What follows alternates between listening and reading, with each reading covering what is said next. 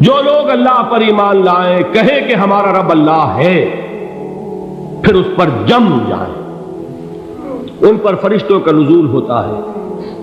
نہ کوئی غم کرو نہ خوف، خوشیاں مناؤ جنت کی جس کا تم سے وعدہ کیا گیا تھا۔ اللہ کی ربوبیت پر اطمینان جب انسان کو ہو جاتا، میرا رب اللہ ہے، ربی اللہ، انسان کے لیے نہ کوئی کھٹکا، نہ کوئی خطرہ، نہ کوئی خوف، نہ کوئی حزن۔ جو کچھ ہو رہا ہے کس کے اذن سے ہو رہا ہے؟ اللہ کے اذن سے۔ اللہ کے اذن کے بغیر پتہ تک نہیں ہلتا۔ یہ کوئی اندھا بہرا مادہ نہیں ہے جس سے مجھے کوئی خوف ہو۔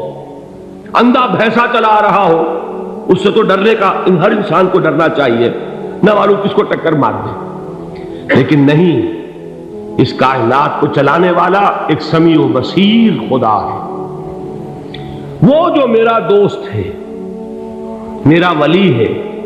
اللہ ولی الذین آمنوا یخرجہم من الظلمات الی النور۔ اللہ اہل ایمان کا ولی ہے، ساتھی ہے، پشت پناہ ہے، مددگار ہے، حمایتی ہے۔ بتائیے جسے یقین ہو جائے کہ اللہ میرا مددگار، اللہ میرا محافظ، اللہ میرا پشت پناہ، اللہ میرا حمایتی، اس کے لیے کوئی خوف ہوگا؟ اس سے کوئی ڈر ہوگا؟ میں مثال دیا کرتا ہوں ایک بہت سادہ، پنجاب کے دیہات کی۔ تو بڑا چودھری ہے اور کوئی غریب کسان ہے۔ اس غریب کسان کے جانوروں کو ہر وقت اندیشہ ہوگا چوری کا، کوئی میری بھینس کھول کر نہ لے جائے، کوئی میرا بیل کھول کر نہ لے جائے۔ لیکن جس کے بارے میں یہ سب کو معلوم ہو کہ وہ جو بڑا چودھری ہے وہ اس کا دوست ہے، اس کی بچیا کو کوئی خوف ہوگا؟ اس کی بھینس پر کوئی ہاتھ ڈالے گا؟ اسے کوئی اندیشہ ہوگا؟ نہیں۔ کیوں؟ کہ وہ بڑا چودھری، بڑا اس کا یہاں کا سردار، جاگیردار، سب کو معلوم ہے وہ میرا دوست ہے، کوئی میرے خلاف اقدام نہیں کر سکتا۔ اس دنیا میں یہ چھوٹی سی بات اگر آپ کے دلی اطمینان اور سکون کا باعث بن سکتی ہے تو ذرا تصور کیجئے۔ میں لفظ تصور استعمال کروں گا صرف اس لیے کہ اس کا ہم جس کو کہتے ہیں ادراک اور شعور کر نہیں سکتے، اگر کے ساتھ کر سکتے۔ اگر یقین ہو کہ اللہ میرا مددگار اور یقین ہو کہ اللہ ہر آن میرے ساتھ ہے، پھر کوئی خوف؟ کس کا خوف؟ کوئی شے اللہ سے بالا تر ہے؟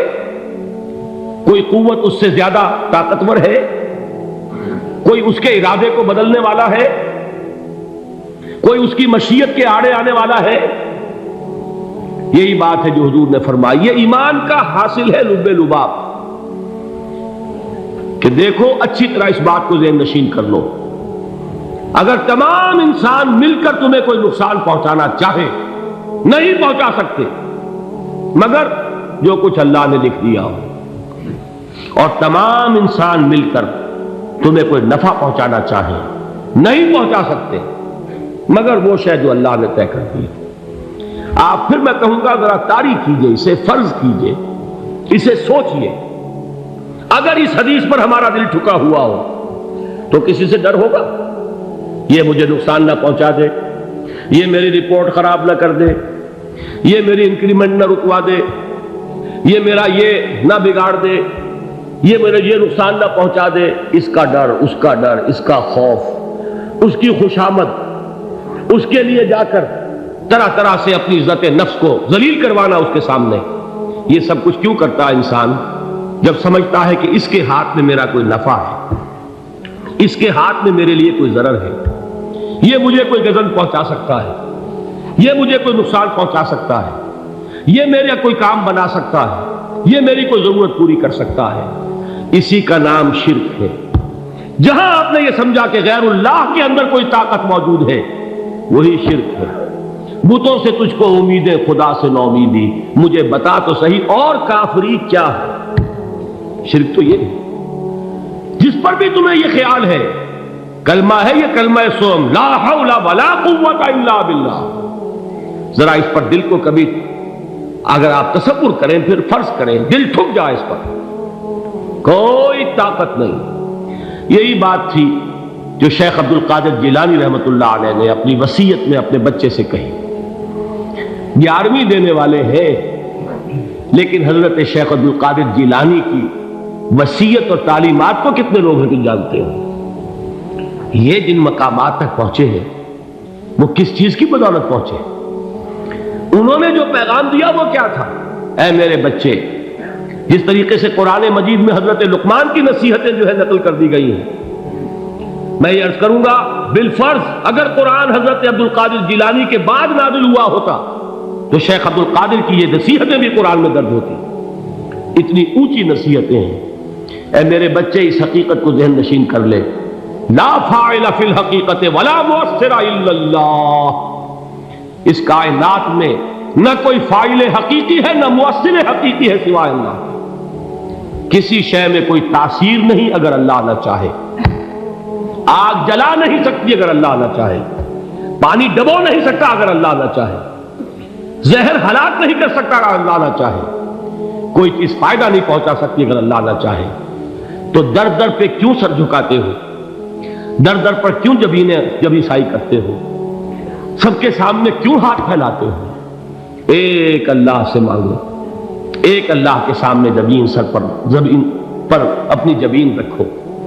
لا فاعل فی الحقیقت ولا مؤثر الا اللہ. نظر آتا ہے ہمیں کہ پانی پیاس بجھا دیتا ہے. پیاس بجھانے کی صلاحیت پانی میں نہیں ہے، اللہ کے اذن سے. کھانا بھوک مٹا دیتا ہے. بھوک مٹانے کی صلاحیت کھانے میں نہیں ہے، اذن رب میں. دیکھیے یہی یقین تھا. حضرت موسیٰ علیہ السلام کا واقعہ یاد کیجئے. سامنے سمندر آ گیا ہے، قوم دیکھتی ہے پیچھے کہ گرد و غبار کا طوفان. معلوم ہوا کہ فرعون اپنے لشکر سمیت آ گیا. لشکر جب چلتا تھا تیز رفتاری کے ساتھ تو گرد و غبار کا جو طوفان اٹھتا تھا اس کا تصور کیجیے. اور لمحہ بلمحہ وہ قریب آ رہا ہے. پوری قوم نے کیا کہا؟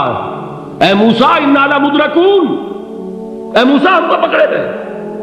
قرآن مجید نے تو یہاں وہ باتیں نہیں لکھی ہیں، لیکن تورات میں یہ درج ہے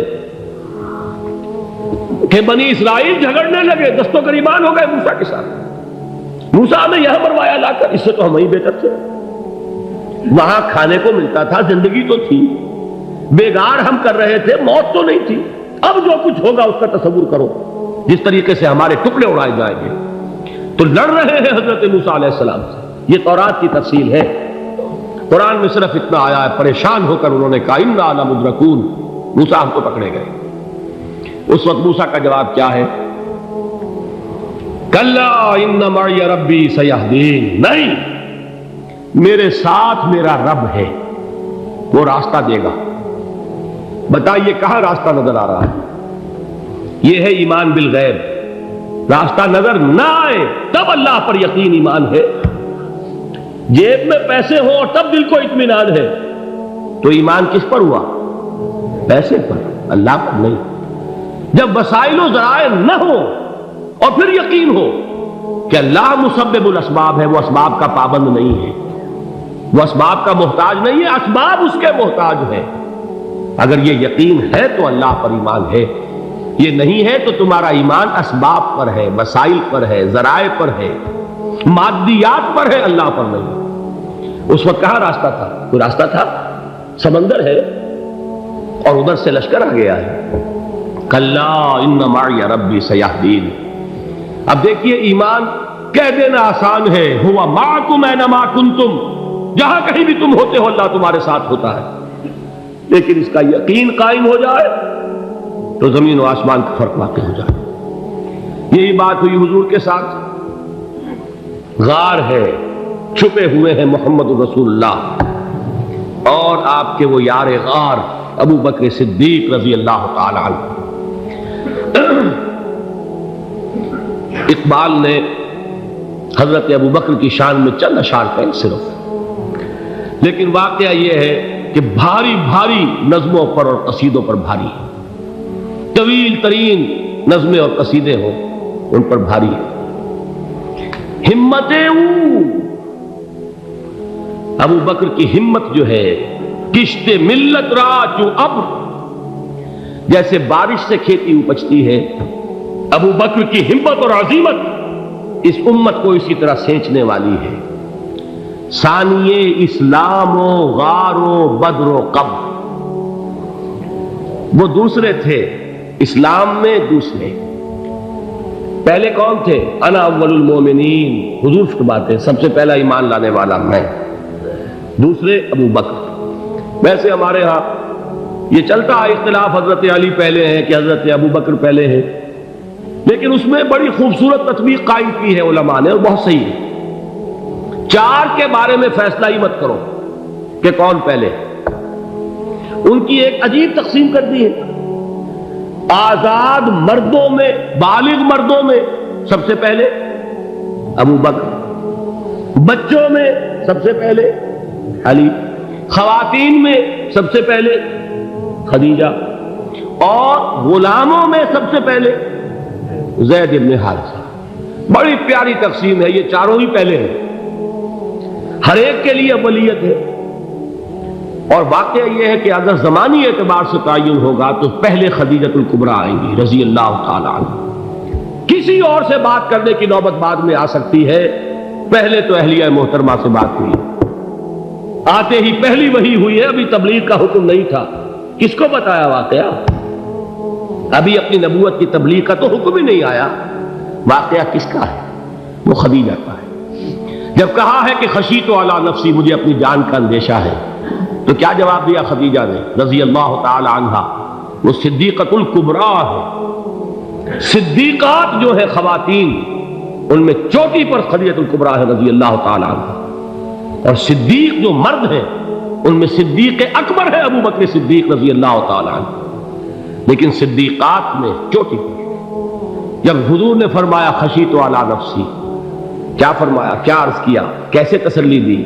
نہیں نہیں، اللہ آپ کو ضائع نہیں کرے گا، آپ غریبوں کے ہمدرد ہیں، آپ مساکین کے تکالیف رفع کرنے والے ہیں، آپ بیواؤں کی سرپرستی کرتے ہیں، آپ مسافروں کی خدمت کرتے ہیں، اللہ آپ کو ضائع نہیں کرے گا، یہ یقین ہے اس خاتون کے اندر۔ خیر وہ ایک علیحدہ بات ہو جائے گی۔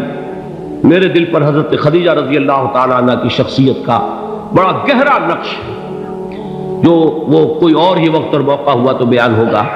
بہرحال اقبال نے ایک مصرے میں جو چار اولیتیں جمع کر دی ہیں، ہمت او کشت امت را چو ابر، ثانی اسلام و غار و بدر و قبر۔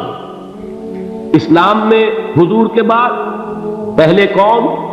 ابو بکر، غار میں حضور کے ساتھ کون؟ ابو بکر، بدر کی رات اللہ کا رسول سر بسجود، وہ جھاڑ، وہ گھاس پھوس کی جو جھوپڑی بنائی گئی تھی، اور وہاں تلوار ننگی لے کر پہرا دینے والا کون؟ ابو بکر، اور اس حجرہ عائشہ میں محمد کے بعد سب سے پہلے دفن ہونے والا کون؟ ابو بکر رضی اللہ تعالی عنہ صلی اللہ علیہ وسلم۔ وہ جو معاملہ میں سنا رہا تھا غار ثور کا، حضرت ابو بکر بھی حضور کے خیال سے لرز گئے ہیں۔ آپ کو یاد ہوگا کہ جا کر پہلے تمام جتنے سوراخ تھے انہیں بند کیا ہے، ایک سوراخ رہ گیا تھا جس کو بند کرنے کے لیے کوئی کپڑا نہیں تھا، وہاں اپنی ایڑی رکھی ہے، تب کہا ہے حضور سے تشریف لائیے، اور اپنے زانو پر حضور کو لٹایا ہے، اور وہاں کسی موذی جانور نے کاٹا ہے، حضور کی آنکھ لگ گئی تھی، اس وقت اس بل کے اندر جو بھی بچھو ہے کیا ہے واللہ عالم، اس نے کاٹا ہے، اس کی تکلیف کی وجہ سے ابو بکر کی آنکھوں سے آنسو ٹپک گئے، حضور کے چہرے مبارک پر پڑے ہیں، تو حضور جاگے ہیں، معاملہ کیا ہے؟ ایڑی نہیں ہٹائی وہاں سے، مبادا وہ جانور وہاں سے نکل کر محمد الرسول اللہ کو کوئی گزن پہنچا دے، ابو بکر کی ایڑی ہے، جس طرح چاہے کھا لے، ختم کر دے، جان نکل جائے تب کوئی آنچ آئے، محمد پر تو آئے، لیکن جیتے جی نہیں۔ وہ ہے ابو بکر حضور کے خیال سے، اس وقت حضور نے پھر اپنا لعاب دہن لگایا ہے، اور اس سے پھر آپ کی تکلیف ختم ہوئی۔